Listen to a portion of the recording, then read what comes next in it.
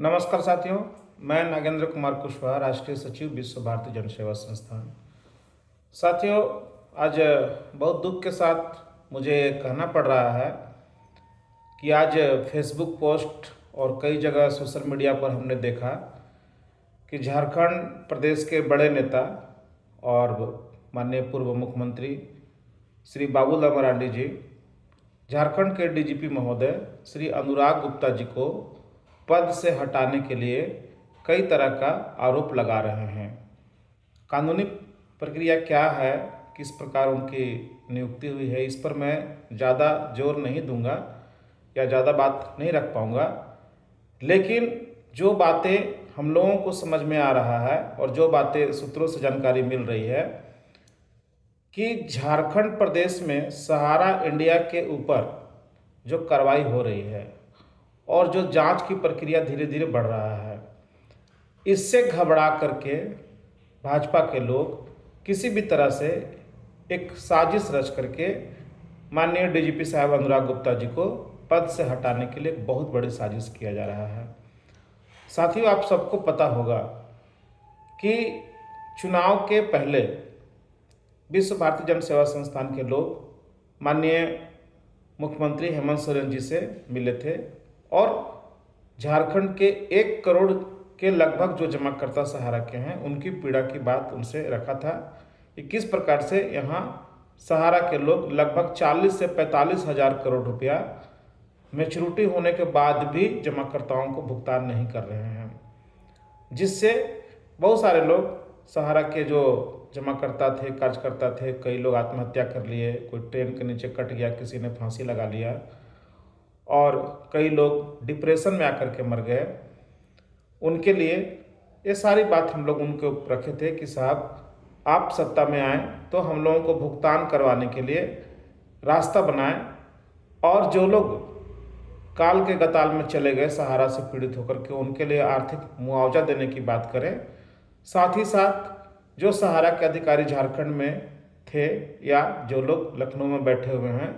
जो सहारा का पैसा हड़प कर लिए हैं उनके ऊपर कार्रवाई करें।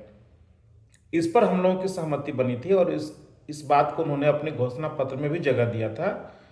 और अखबार के माध्यम से विज्ञापन भी दिया था कि मेरी सरकार बनेगी तो मैं यह काम करूंगा। सरकार बनी, सहारा के मुद्दे पर जो सहारा पीड़ित लोग थे उनको अपना समर्थन दिया, सरकार भी बनी और इन सारी कामों को करने के लिए माननीय डीजीपी साहब अनुराग गुप्ता जी को ये जिम्मेवारी दी गई कि आप इसको जांच करें, कार्रवाई करें और लोगों को भुगतान कैसे होगा, उसके लिए कानूनी प्रक्रिया क्या क्या हो सकता है उसके ऊपर काम करें। और इसमें एक महत्वपूर्ण काम यह था कि जो विश्व भारती जन सेवा संस्थान की ओर से जो सुप्रीम कोर्ट में केस लगाया गया है उसमें झारखंड के तरफ से एक आईए लगा दिया जाए सहारा से डाटा लेकर के। इन तमाम कामों पर माननीय डीजीपी अनुराग गुप्ता सर बहुत अच्छी तरीके से धीरे धीरे आगे बढ़ रहे हैं, जिससे घबरा करके सहारा के लीगल टीम को भी रांची आना पड़ा।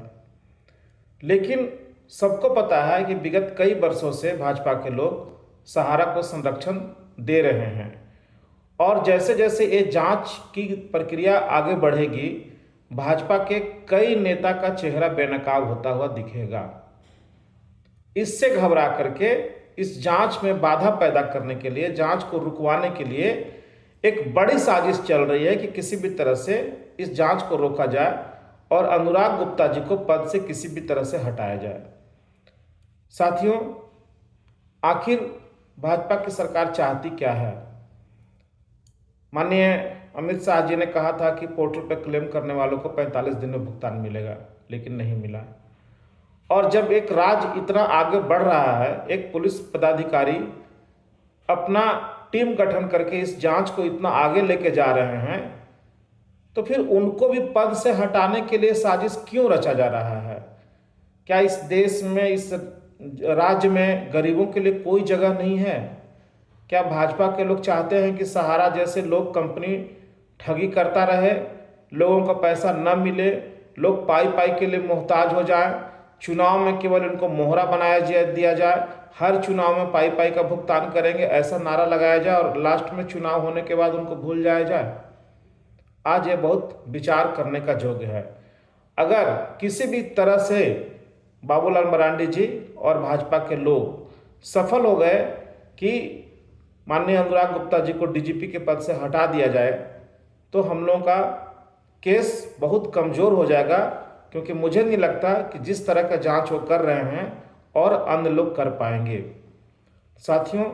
भाजपा के लोगों को पहचाने, भाजपा के लोगों से भी अपील है कि आप लोगों के पास भी हम लोग गए थे, चाहे वो बाबूलाल मरांडी जी हों या इस राज्य के बहुत सारे सांसद विधायक जी लोग हों, सबके पास सहारा पीड़ित लोग उनके दरवाजे पर गए,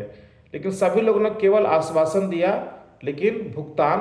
का रास्ता किसी ने नहीं खुलवाया। सबको भिखारी बना करके छोड़ दिया। पोर्टल के माध्यम से 4,000, 5,000, 10,000,